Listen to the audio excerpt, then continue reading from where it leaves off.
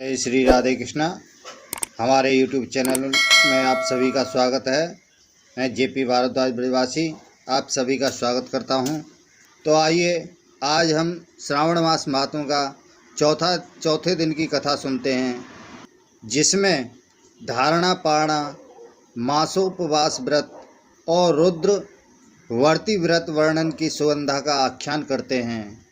उससे पहले जिस किसी ने भी मेरे चैनल को सब्सक्राइब नहीं किया है तो कृपया उनसे अनुरोध है, चैनल को सब्सक्राइब करें और बगल में लगा घंटी का बटन अवश्य दबाएं, जिससे हम जो भी वीडियो बनाएं उन सभी का नोटिफिकेशन आपके पास में पहुंचे।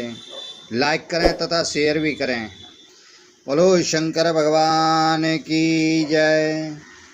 ईश्वर बोले कि हे सनत कुमार, अब मैं धारणा पारण व्रत का वर्णन करूँगा। प्रतिपाद के दिन से आरंभ करके यानी अमावस्या के उपरांत पड़वा के दिन से आरंभ करके सर्वप्रथम पुण्यावचन करना चाहिए। इसके बाद मेरी प्रसन्नता के लिए धारण पारण व्रत का संकल्प करना चाहिए। एक दिन धारण व्रत करें और दूसरे दिन पारण व्रत करें। धारण में उपवास और पारण में भोजन होता है। श्रावण मास के समाप्त होने पर सबसे पहले पुण्यावचन करना चाहिए। इसके बाद हेमानंद आचार्य और अन्य ब्राह्मणों का वरण करना चाहिए। उसके पश्चात पार्वती तथा शिव की स्वर्ण निर्मित प्रतिमा को जल से भरे हुए कुंभ पर स्थापित कर रात में भक्ति पूर्वक पूजन करना चाहिए तथा पुराण श्रवण आदि के साथ रात भर जागरण करना चाहिए। प्रातःकाल अग्नि स्थापन करके विधि पूर्वक होम करना चाहिए। त्र्यंबकम यजामहे सुगंधि पुष्टिवर्धनम उर्वारुकमेव वंदनात् मृत्योर्मुक्षीयमामृतात्। इस मंत्र से तिल मिश्रित भात की आहुति डालनी चाहिए। इस प्रकार शिव गायत्री से घृत मिश्रित भात की आहुति डालें और पुनः षडाक्षर मंत्र से खीर की आहुति प्रदान करें। तदनंतर पूर्णाहुति देकर होम से इसका समापन करना चाहिए। इसके बाद में ब्राह्मणों को भोजन कराना चाहिए तथा साथ ही आचार्य की पूजा करनी चाहिए। सोहे महाभाग, इस प्रकार से उद्यापन संपन्न करके मनुष्य ब्रह्म हत्या आदि पातकों से मुक्त हो जाता है। इसमें कोई संदेह नहीं है। अतएव इस महाव्रत को अवश्य करना चाहिए। तो हे मुने, अब श्रावण मास में उपवास की विधि को आदर पूर्वक सुनिए। प्रतिपदा के दिन प्रातःकाल इस व्रत का संकल्प करें। स्त्री हो या पुरुष, मन तथा इंद्रियों को नियंत्रित करके इस व्रत को करें। अमावस्या तिथि को लोक का कल्याण करने वाले वृष ध्वज शंकर की अर्चना पूजा षोडश उपचारों से करें। तदनंतर अपनी सामर्थ्य के अनुसार वस्त्र तथा अलंकार आदि से ब्राह्मणों का पूजन करें, उन्हें भोजन कराएं तथा प्रणाम करके विदा करें। इस प्रकार से किया गया मास उपवास व्रत मेरी प्रसन्नता कराने वाला होता है। हे सनत कुमार, मनुष्यों को सभी सिद्धियां प्रदान करने वाले लक्ष्य संरक्षा परिमिति रुद्रवर्ती व्रत के विधान को सावधान होकर के सुनिए। अत्यंत आदर पूर्वक कपास के 11 तंतुओं से बत्तियां बनाए। वे रुद्रवर्ती नाम वाली बत्तियां हों, मुझे प्रसन्न करने वाली होती हैं।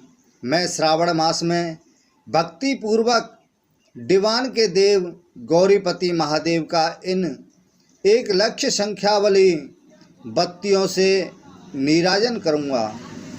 इस प्रकार श्रावण मास के प्रथम दिन विधि पूर्वक संकल्प करके महीने भर प्रतिदिन शिवजी का पूजन कर 1000 बत्तियों से नीराजन करें और अंतिम दिन 71,000 बत्तियों से नीराजन करें, अथवा प्रतिदिन 3000 बत्तियां आदर पूर्वक अर्पण करें और अंतिम दिन 13,000 बत्तियां समर्पित करें, अथवा एक ही दिन सभी 1 लाख बत्तियों को मेरे समक्ष जलाए। प्रचुर मात्रा में घृत में भिगोई जो स्निग्ध बत्तियाँ होती हैं वे मुझे प्रिय हैं। उसके पश्चात मुझ विश्वेश्वर का पूजन करके कथा श्रवण करें। तब सनत कुमार बोले कि हे देव, हे जगन्नाथ, हे महादेव, हे जगदानंद कारक, कृपा करके आप मुझे इस व्रत का प्रभाव बताएं। हे प्रभु, इस व्रत को सर्वप्रथम किसने किया और इसके उद्यापन में क्या विधि होती है? तब भगवान बोले कि हे ब्रह्मपुत्र, व्रतों में उत्तम इस रुद्रवर्ती व्रत के विषय में सावधान होकर के सुनिए। यह व्रत महापुण्यप्रद, सभी उपद्रवों का नाश करने वाला, प्रीति तथा सौभाग्य देने वाला, पुत्र पौत्र समृद्धि प्रदान करने वाला, व्रत करने वाले के प्रति शंकर जी की प्रीति उत्पन्न करने वाला तथा परम पद शिवलोक को देने वाला है। तीनों लोकों में इस रुद्रवर्ती के समान कोई उत्तम व्रत नहीं है। इस संबंध में लोग यह प्राचीन दृष्टांत देते हैं। क्षिप्रा नदी के रम्य तट पर उज्जैनी नामक सुंदर नगरी है। उस नगरी में सुगंधा नामक एक परम सुंदरी वीरांगना थी। उसने अपने साथ सत्संग के लिए अत्यंत दुसह शुल्क निश्चित किया था। 100 स्वर्ण मुद्रा देकर संसर्ग करने की शर्त रखी थी। उस सुगंधा युवक ने युवकों तथा ब्राह्मणों को भ्रष्ट कर दिया। उसने राजाओं और राजकुमारों को नग्न करके उनके आभूषण आदि लेकर उनका बहुत तिरस्कार किया था। इस प्रकार उस सुगंधा ने बहुत लोगों को लूटा था। उसके शरीर की सुगंध से कोस भर स्थान सुगंधित रहता था। वह पृथ्वी तल पर रूप, लावण्य और क्रांति को मानो निवास स्थली थी। वह 6 रागों और 36 रागनियों के गायन में तथा उनके अन्य बहुत से भेदों की भी गान क्रिया में अत्यंत कुशल थी। वह नृत्य में रंभा आदि देवांगनाओं को भी तिरस्कृत कर देती थी और अपने एक एक पग पर अपनी गति से हाथियों तथा हंसों का उपवास करती थी। किसी दिन वह सुगंधा कटाक्षों और भौं चालान के द्वारा कामवाणों को छोड़ती हुई क्रीड़ा करने के विचार में क्षिप्रा नदी के तट पर चली गई। उसने ऋषियों के द्वारा सेवित मनोरम नदी को देखा। वहाँ कई विप्र ध्यान में लगे हुए थे तथा कई जप में लीन थे, कई शिवार्चन में रत थे तथा कई विष्णु के पूजन में तल्लीन थे। तो हे महामुने, उसने उन ऋषियों के बीच विराजमान मुनि वशिष्ठ को देखा। उनके दर्शन के प्रभाव से उसकी बुद्धि धर्म में प्रवृत्त हो गई। जीवन तथा विशेष रूप से विषयों से उसकी विरक्ति हो गई।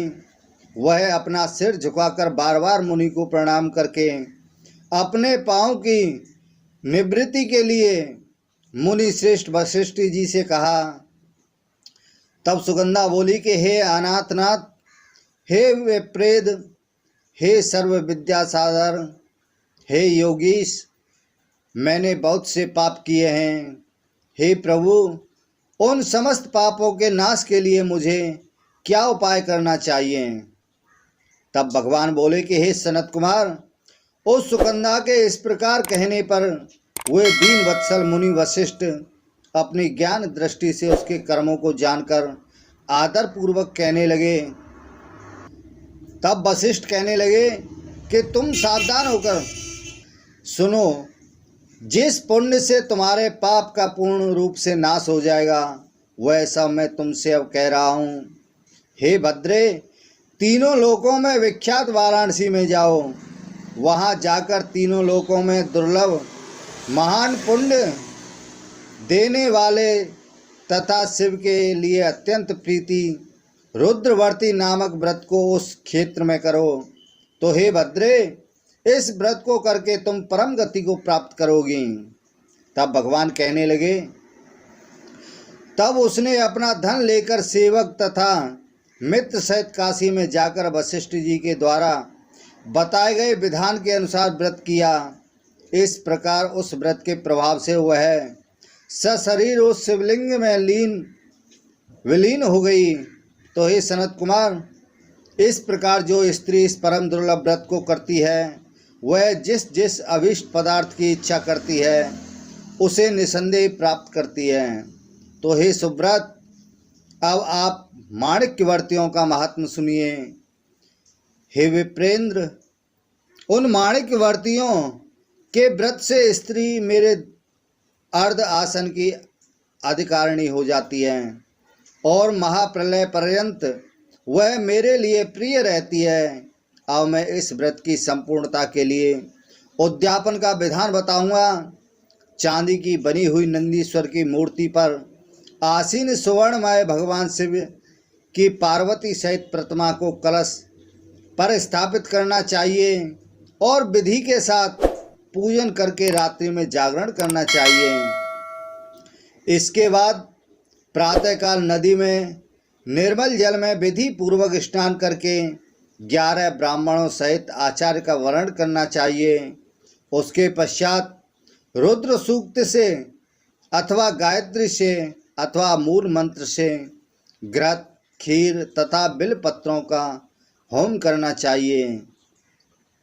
इसके बाद पूर्णाहुति होम करके आचार्य आदि की विधिवत पूजा करनी चाहिए तथा सपत्नीक 11 उत्तम विप्रों को भोजन कराना चाहिए। तो हे सनत कुमार, जो स्त्री इस व्रत से व्रत करती है वह समस्त पापों से मुक्त हो जाती है। उसके पश्चात विधान पूर्वक कथा सुनकर स्थापित की गई समस्त सामग्री ब्राह्मण को दे देनी चाहिए। इसके निश्चित रूप से 1000 अश्वमेध यज्ञों का उसे फल प्राप्त होता है। तो इस तरह से इति श्री स्कंद पुराणे के अंतर्गत ईश्वर सनत कुमार संवाद में श्रावण मास महात्म में धारणा पारणा मासोपवास रुद्रवर्ती कथन नामक 4था अध्याय संपूर्ण हुआ। बोलो शंकर भगवान की जय।